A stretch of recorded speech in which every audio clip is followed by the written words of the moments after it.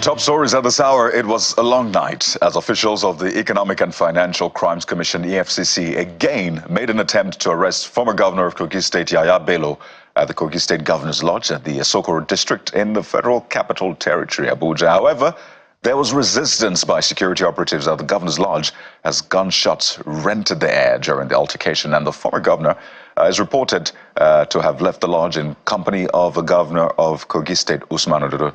These are reports yet to be confirmed, but what we know now is the entire area was cordoned off and movements around that area was restricted to only operatives of the EFCC and other security agencies stationed there while the standoff lasted. We understand that normalcy has been restored, but prior to that time, Channels Television's camera vehicle keys were seized by security agencies. But prior to that, it was a long day that began with the appearance of the former Kogi State Governor, Mr. Yahaya Bello, at the headquarters of the EFCC, which, and that situation, of course, has spiraled into a bigger controversy. In a press statement, at first, the director of Yahaya Bello's media office, Mr. Ohere Michael, says that the former governor finally honored the invitation of the commission, but was not interrogated. However, the head of the media and publicity of the EFCC, Mr. Dele Oyewale, says the former governor is not in the holding facility of the commission and remains wanted by the EFCC. Then pictures emerged showing the former governor.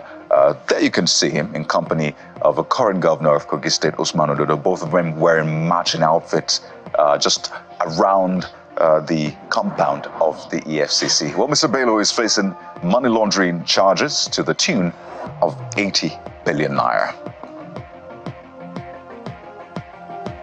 And this is a developing story, and we'll bring you more updates as they come in. Let's turn our attention to the environmental challenge. The federal government is issuing an urgent warning to states in southern Nigeria of impending flood, especially in Edo, Delta Rivers, Bayelsa, and Kogi State. The Minister of Innovation, Science and Technology, Mr. Uche Naji, issued the warning during a press briefing in Abuja. The overflow of the dam affected 137 hectares of land between July 1st and July 31.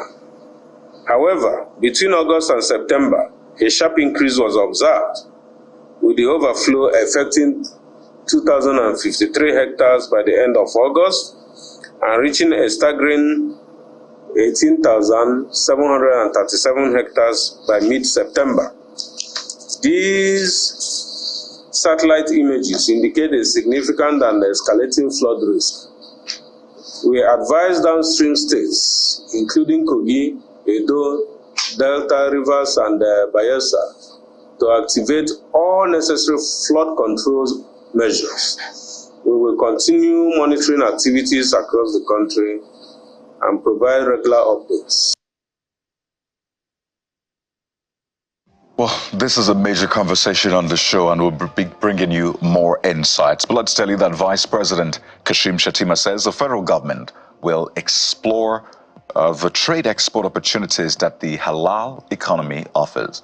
He stated this at the stakeholders' engagement held at the banquet hall of the presidential villa Abuja, where it was disclosed that the Halal economy is projected to reach a global market value of $7.7 trillion by next year. For Nigeria to become a hub of opportunities in the global Halal economy, we must prioritize our strengths and reassess our weaknesses. Today's engagement provides a platform for us to collaborate with key international organizations. This will allow us to develop a comprehensive Halal ecosystem and agree on strategies that will position Nigeria as a top Halal exporter, targeting high value markets. Let's tell you about the common situation in Edo State. As Chief of Defense Staff General Christopher Musa says, the Army will play its part to ensure a safe and peaceful governorship election in Edo State come Saturday. Now, General Musa gave the assurance during a courtesy visit to the Edo State Governor, Godwin Obaseki, in his office, where he said that the armed forces have a brief from the presidency to ensure that the electorate have a conducive atmosphere to vote for their candidate. Now, the governor on his part is of the view that most of the issues have come from non-political actors, noting that even with public complaints, the police has refused to be fair, in his words. And the PDP Board of Trustees has met with the Bauchi State Governor and Chairman of the PDP Governors Forum, Bala Mohammed, just a day after the National Working Committee met with him, led by former Senate President and BOT Chairman Adolfo Swabara. The delegation expresses concern over recent developments within the party, highlighting the need for consultation to resolve the issues.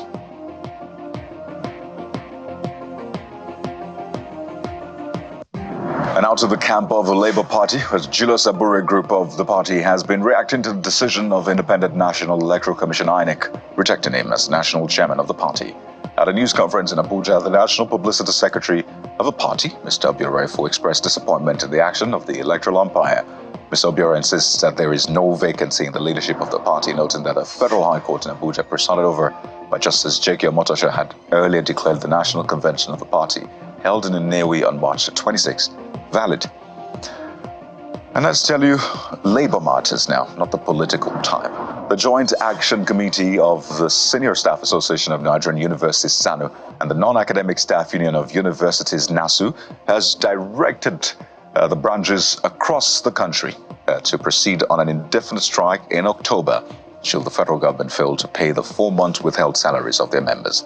The new directive is contained in a circular to the branch chairman or chairman of the two unions, which was cited by our Labour correspondent. Well, SANU and NASU are demanding, among other things, a payment of 4-month withheld salaries of their members, improved remuneration, earned allowances, amongst others.